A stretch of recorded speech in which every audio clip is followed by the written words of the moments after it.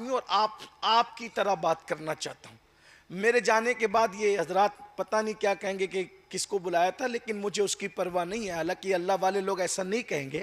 لیکن دیکھیے اگر کھانسی آ رہی ہو نا تو پھر دوا کھانسی کی ہی دینی پڑے گی.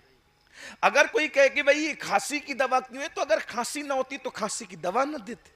یہی ہے نا، دوا والے کو، کھانسی والے کو کینسر کی دوا تو نہیں دے سکتے نا.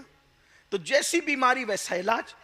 تو یہ میرے جو نوجوان لڑکے چھوکرے ہیں بچیاں ہیں، ان کو میں کہتا ہوں یہ جو ہیرو ہیروئن کے چکر میں پڑے ہو نا، یہ لوگ گھنٹوں میک اپ کر کے اسکرین کے سامنے آتے ہیں تو ایسے دکھتے ہیں.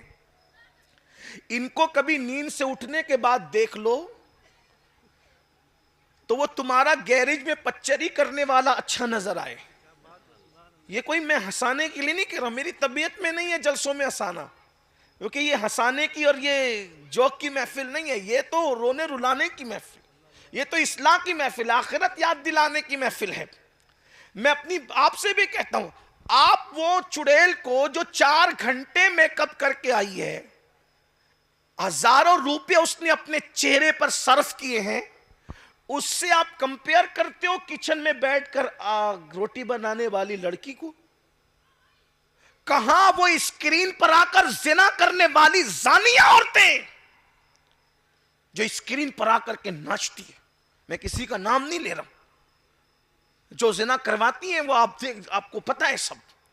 وہ ناچنے والیاں، زنا کرنے والیاں، ابرو بیچنے والیاں جو اسکرین پہ زنا کرتی ہے، ان سے آپ کمپیئر کرتے وہ ہزاروں روپے کا میک اپ خرچ کرنے والی کہ شریف روٹی بنا رہی ہے جو گھر میں اس کی.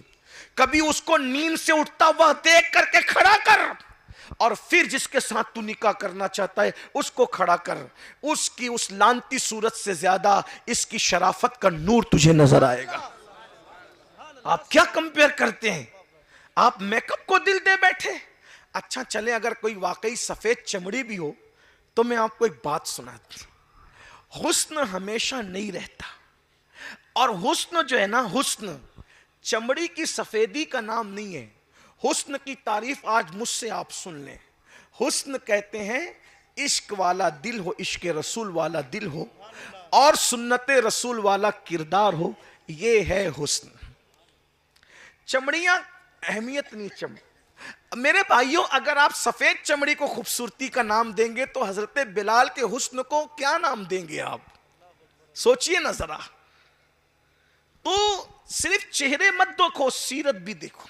اور ایک بات یہ بھی کہتا ہوں، خوبصورت ماں خوبصورت بیٹا پیدا کرے یہ ضروری نہیں ہے.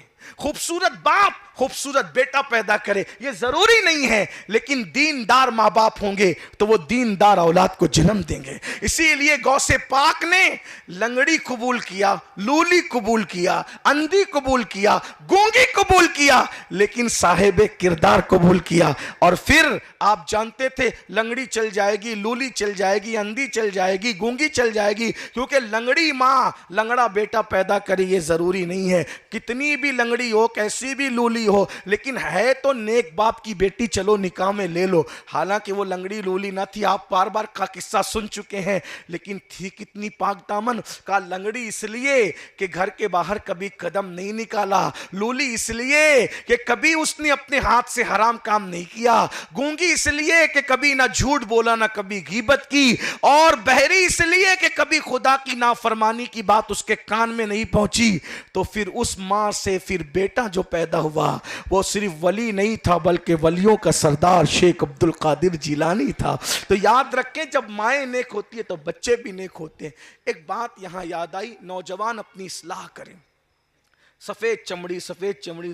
پھر اس کے بعد جب وہ سفید چمڑی لاتے ہیں نا تو پھر وہ تماشا ہوتا ہے گھر میں. پھر آگے کہتے ہیں حضرت سنتی نہیں ہے تو تم نے کس کو اٹھا کے لایا؟